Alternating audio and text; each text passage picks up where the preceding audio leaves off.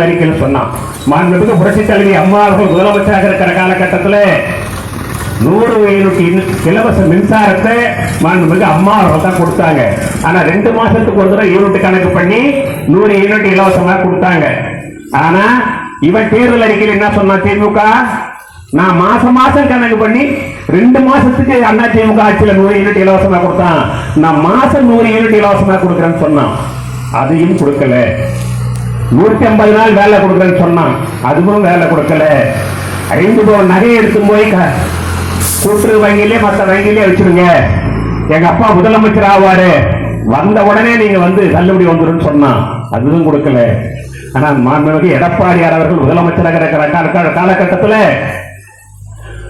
16,13,000 பேருக்கு ஒரே நேரத்தில் கூட்டுறவு சங்கத்தில் இருக்கிற கடனை, பயிர் கடனை தள்ளுபடி செய்த ஒரே முதலமைச்சர் எடப்பாடியார் தான்.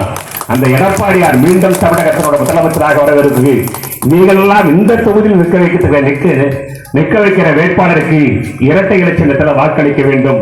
எல்லா திட்டங்களிலேயும் ஊழல் நடத்தி கொண்டிருக்கிறாங்க. அதே போல